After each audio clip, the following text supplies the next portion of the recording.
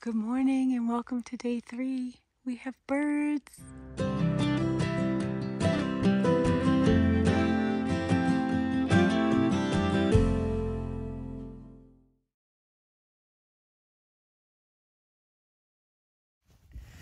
Well, good morning. As you can see, we have a very foggy day.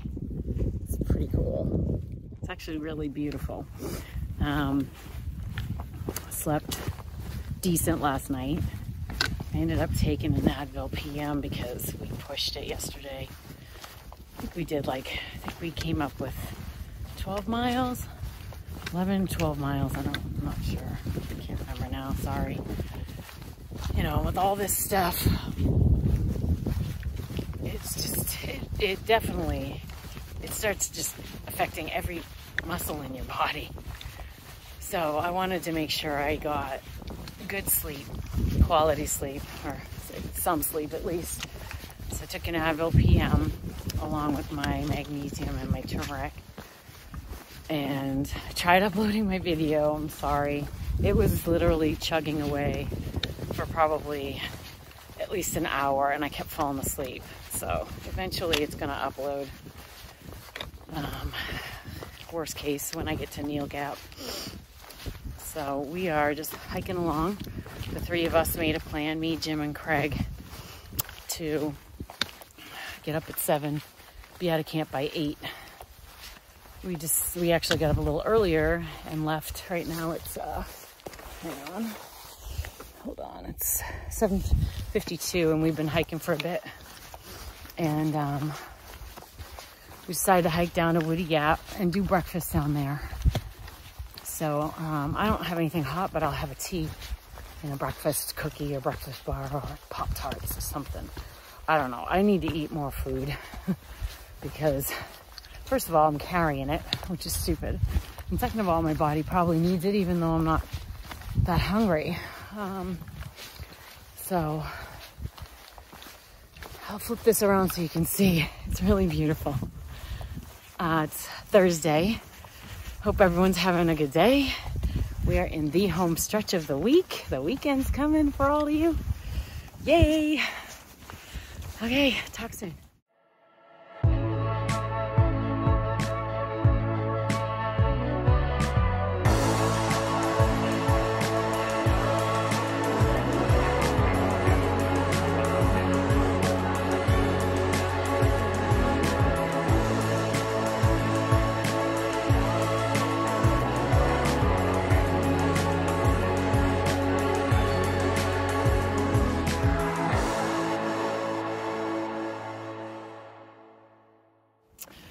Sorry, one more thing I forgot to mention. So all my clothes were wet last night.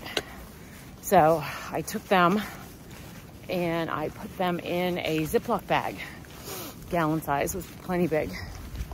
And I put that in my sleeping quilt with me overnight. So this morning, my clothes, they were never gonna dry out anyway, but at least they were wet and warm instead of wet and cold. I learned that. I read it online somewhere. But if anybody else out there is thinking of hiking, highly recommend it. And I'm already, don't even notice it, that I'm wearing wet clothes. So it's good. Little tip. Here's our water for today. Well, for this morning. So I just keep filtering it and drinking it. I'm just gonna drink as much as I can right now because I didn't drink as much as I should have yesterday. Nice, huh? Fresh, cold water.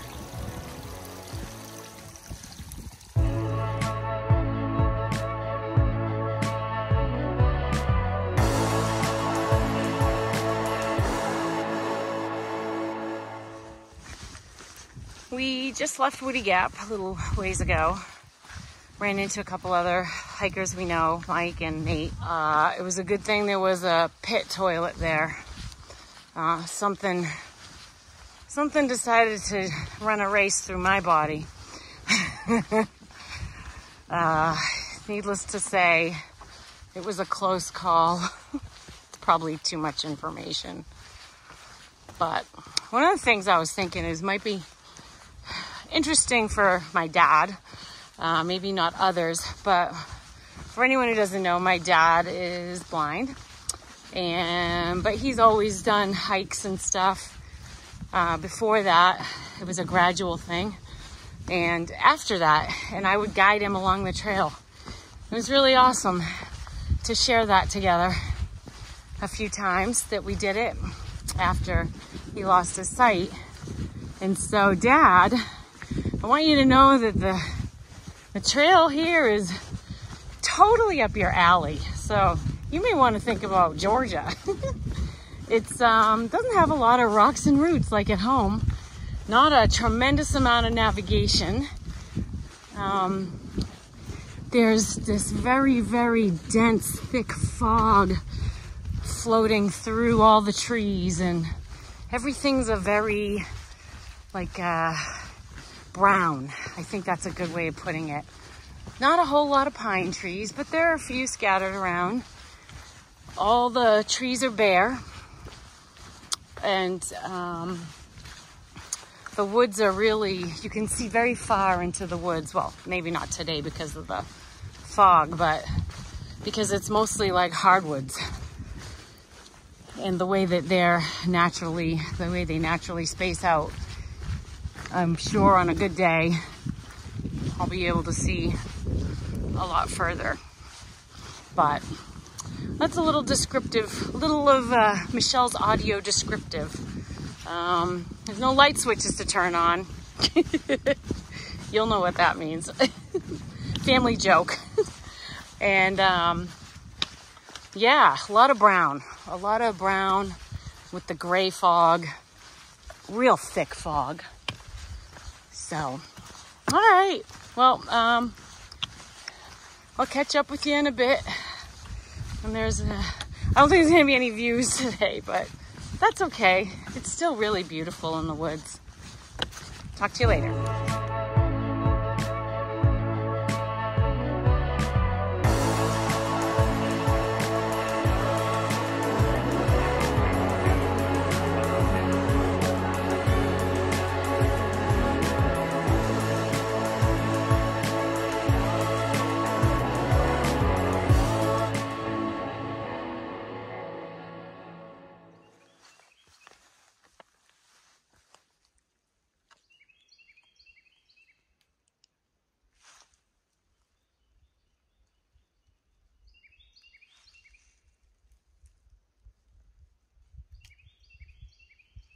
I don't know if you can hear that or not, but it's birds. I was so hoping there would be birds singing when I get down here to Georgia. Wasn't sure. I've seen other people's videos in February and there's not a lot of bird song, but looks like I got some blessings. It started out this morning with some bird sounds. I don't know if it comes across on the video I took. Hopefully, but we got a little bit more. I'm going uphill again. Sorry. You can see the trail, how it goes up along the side of the mountain over there. Just filled up with water, so of course everything feels heavier. But it's just one of these days where you're walking in thick fog, thick as pea soup. And at other times it's clear like this, and then others it's just raining. But it's been good. A lot more hikers out on the trail today. Not sure if that has to do with, there was a bump, I think yesterday, of people coming out. So maybe they're just faster than me, which is fine. We'll go at whatever works for us. Whatever speed works, you do what you gotta do. It's not a race. Just want to get to the end. Yeah, I don't know if you can see, but the trail came over here. It went all the way over there and came up from the creek. We just saw a ridge runner. And They got a good gig, I'll tell you. I don't think I'd mind having that job. You 4 days, you're out hiking and camping. Just making sure everything's okay out here. People are good and whatnot. So, all right, I'm gonna turn this off so you don't hear me suffering.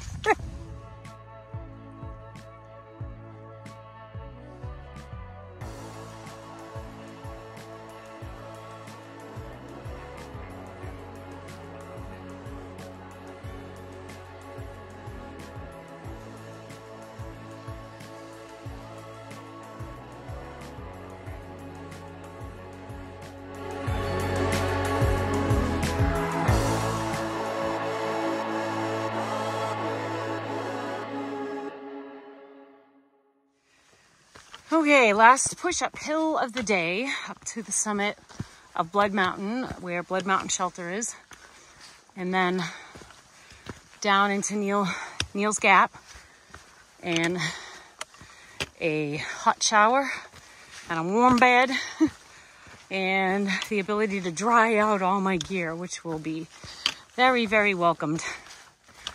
It's been a long day, for sure.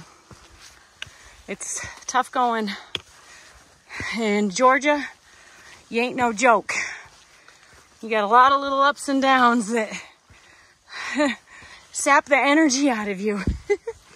But a lot of beautiful freshwater creeks too, so where you can fill up and take a break. So we'll do a little bit more filming when we get up there. You can see the shelter. It's a really old and very cool shelter, unlike any of the other ones.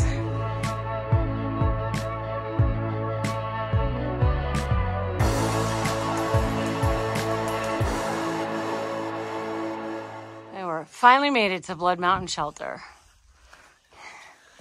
I believe this is a very historical shelter.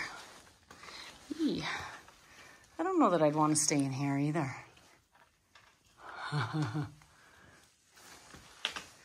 I don't know. Maybe. Ooh, is that trail magic? Yeah, could be cold in here with the floors. It's pretty cool. We got 2.5 miles left to get down the mountain from here. And we've had about enough today. There's no glass in the windows, so if you were to stay here, you are going to get some elements in here. What do you think that is? There's Michelle videotaping everything. And there's Jim videotaping. Is that trail magic in there? Oh, it might be, buddy. Ah, it's a logbook. Oh, well, one can hope.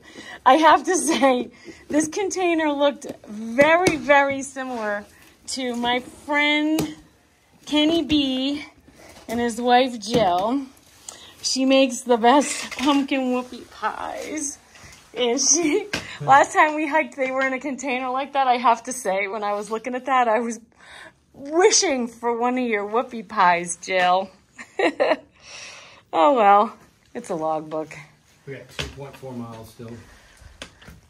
Should be about an hour downhill.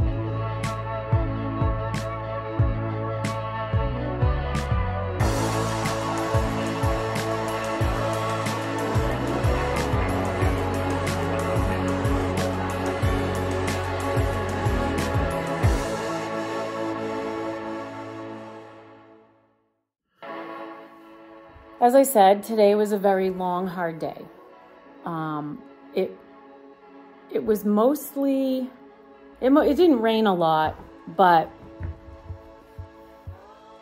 last night when we set up camp, everything was soaked from the rain the day before, that night before. So last night when we set up camp, everything was wet. And we couldn't couldn't do anything really about it except get through last night and knowing today we were gonna be able to sleep somewhere warm and dry and be able to dry our gear out. It was a really long day. Our friend Craig had a really hard time, and we ended up waiting for him for about an hour or so at one point at one of the gaps at Neels Gap. It was the right thing to do. And then he came, we got him water, he ate a bunch of stuff, he was good. And we said, okay, we're gonna meet you at Neels Gap. So you had to go up and over Blood Mountain and down into Neels Gap, which was about 5.5 miles from where we were. Thought this should be okay.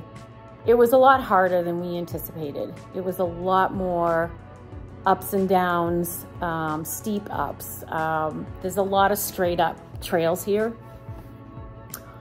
Really, for anybody who might be watching this that is coming up behind me, don't underestimate Georgia.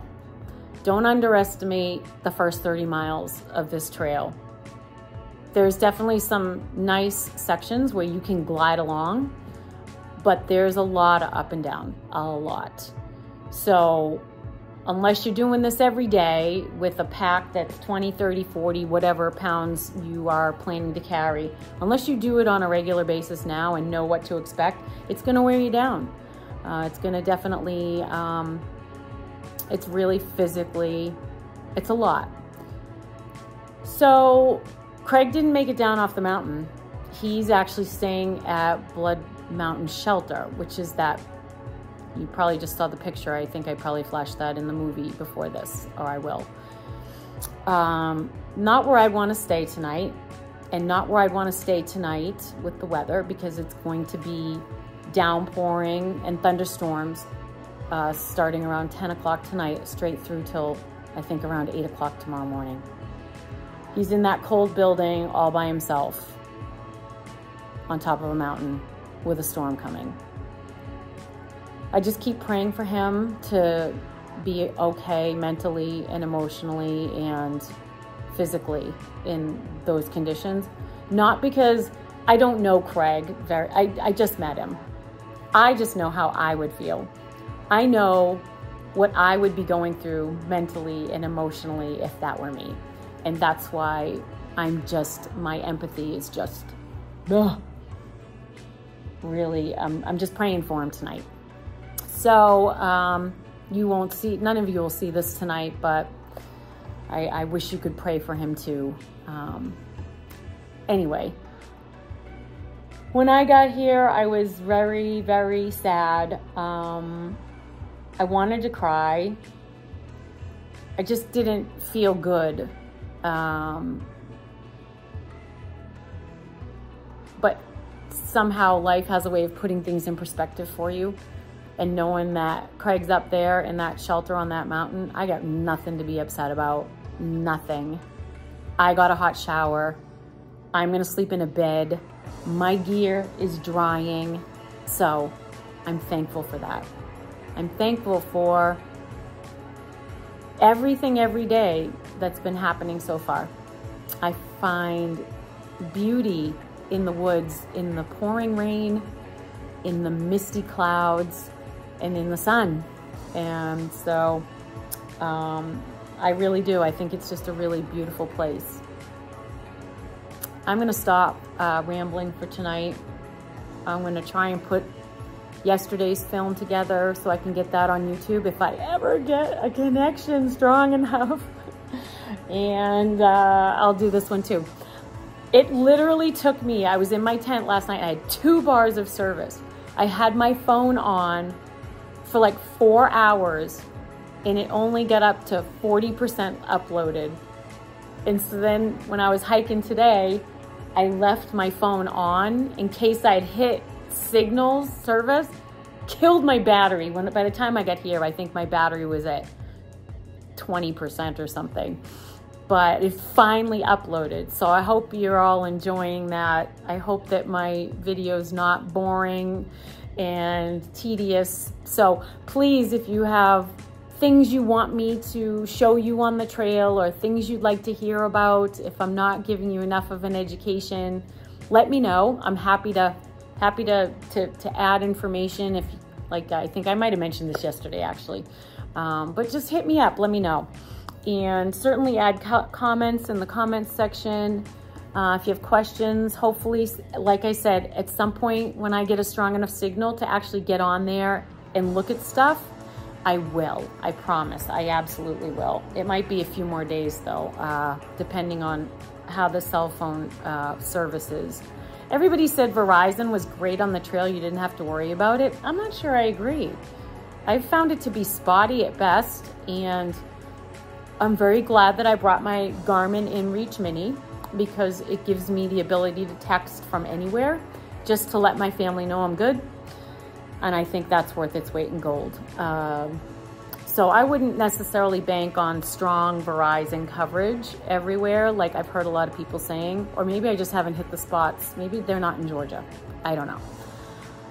Have a great night. I'm gonna wrap this up, and yeah, if I do get this posted somehow tonight, please, you know, keep Craig in your prayers that his evening is not horrible,